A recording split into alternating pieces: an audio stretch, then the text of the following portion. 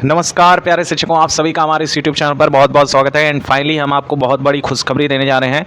TRE 3.0 का जो exam conduct करवाया गया है उसके रोस्टर में बहुत बड़ा बदलाव देखने को मिलने वाला है। और इसमें ना केवल 9th से लेकर 12 तक के साथियों को फ़ायदा मिलेगा, अब यहाँ पर 1 से लेकर 6 तक के साथियों के लिए बहुत बड़ी अपडेट निकल कर आ रही है। आपकी सीटों में ड्रास्टिक चेंज आने वाला है, यानी कि बहुत ज़्यादा इसमें आपको वृद्धि होती हुई दिखाई देगी। जैसा कि आपको पता है कि टीआरई 1 में लगभग 1.5 लाख से भी ज़्यादा वैकेंसी रिलीज़ की गई थी पीआरटी के लिए।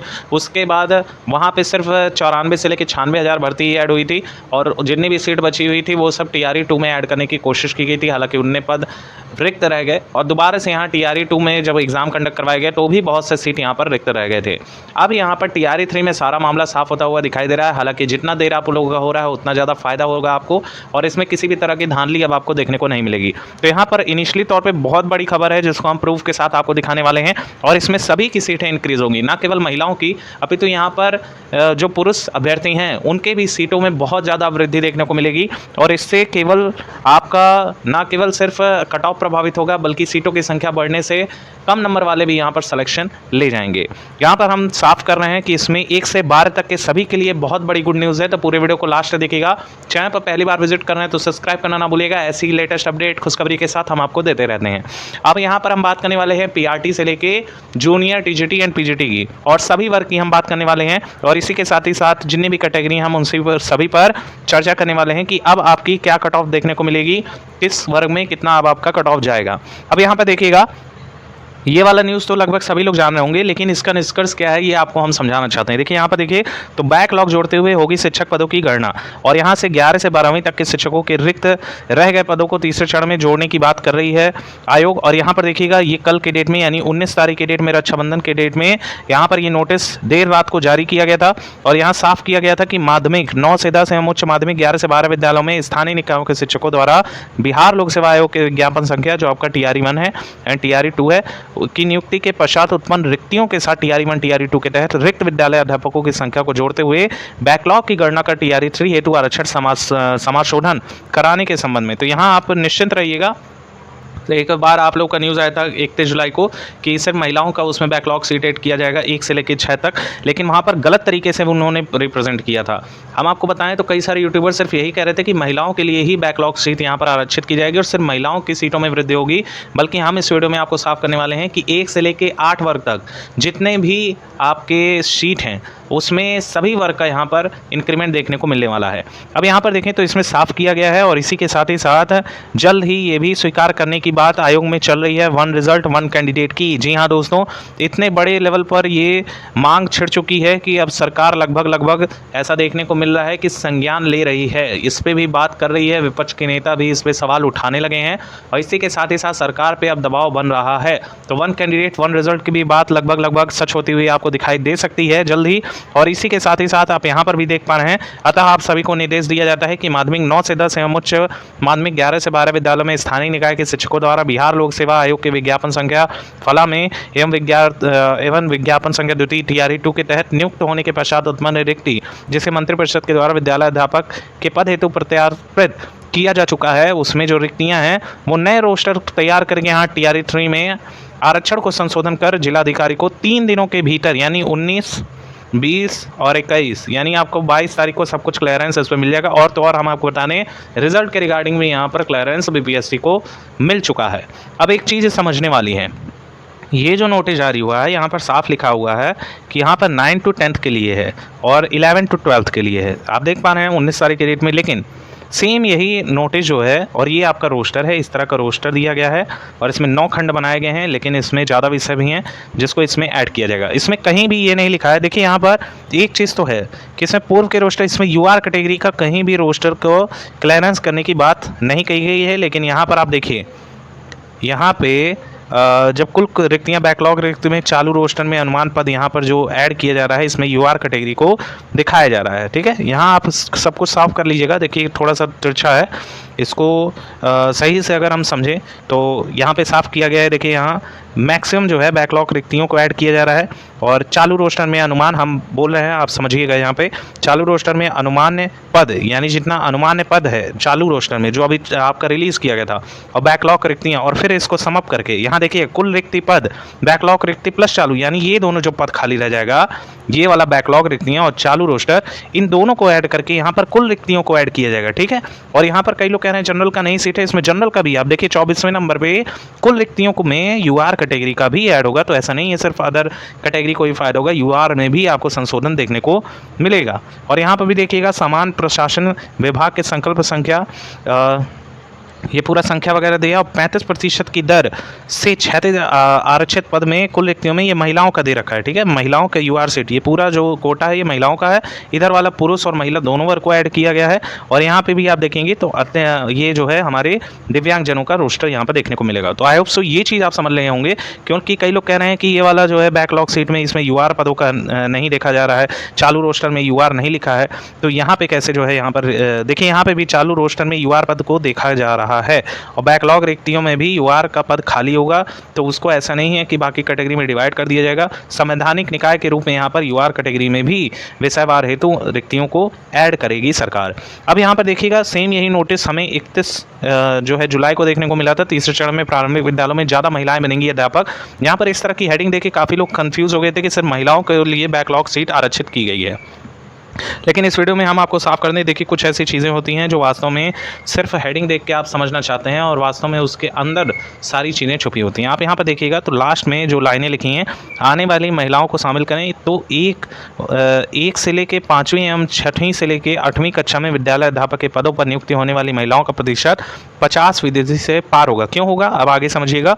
इसके साथ ही महिलाओं को बैकलॉग वाले पद मिलेंगे 100 अलग, यानी ये 50% आरक्षण तो पहले ही कह रहे हैं, वो तो संभावित है और संभावित नहीं, ये तो क्लियरेंस है बीपीएससी की तरफ से कि 50% आरक्षण हर कोटिवार में महिलाओं के लिए आरक्षित की गई है।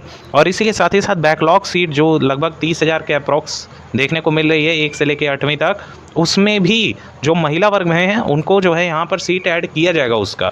और उसके साथ यहाँ देखिए तो पदों के अलावे अगर 10% महिलाएं भी मेरिट में आएँ और 10% पर भी बैकलॉग में मिलें, तो तीसरे चरण में 1 से 5वीं और 6ठी से 8वीं कक्षा में विद्यालय अध्यापक के पदों पर होने वाली नियुक्ति में 70% महिलाएं होंगी शामिल। ऐसा ये कहीं नहीं लिखा हुआ है कि सिर्फ महिलाओं के लिए ही बैकलॉग सीट आरक्षित की गई है। डेफिनेटली आप ये चीज़ समझ रहे होंगे। और ये वाले रोस्टर में भी सेम चीज़ें, सेम गतिविधियां आपको देखने को मिल रही हैं कि यहाँ पे यूआर सीट मेल का भी ऐड किया गया है और मेल वाले में तो महिला भी आपका शामिल हो जाएंगी। तो महिलाओं का, मेल का, सबका सीट यहाँ पर आरक्षित करने की बात कर रही है। नए रोस्टर को अब जारी होने में ज़्यादा समय नहीं लगेगा, जैसा कि हमने आपको पहले ही बताया था कि आप लोगों का जो नया रोस्टर है वो 25 अगस्त तक रिलीज़ कर दिया जाएगा किसी भी हाल में। तो यहाँ पर नया रोस्टर जारी हो जाएगा, 22 अगस्त तक सब कुछ क्लियरेंस इसके रिगार्डिंग मिल जाएगा। और पहले ही जो भी रिक्तियाँ हैं वो 1 से लेके 8 तक की सरकार के पास पहुंच चुकी हैं। उसमें यूआर कैटेगरी भी शामिल है, इसमें मेल वर्ग भी शामिल है, फीमेल वर्ग भी शामिल है। तो सभी की सीट में बहुत बड़ा आपको यहाँ पर उछाल देखने को मिलेगा। और लगभग मानिए तो हमारी यहाँ पे हर वर्ग में जो 6 to 8 के साथी हैं, ख़ास तौर पे इनका बहुत बड़ा जो है देखने को मिल रहा है, काफ़ी ज़्यादा डिलेमा में ये लोग हैं।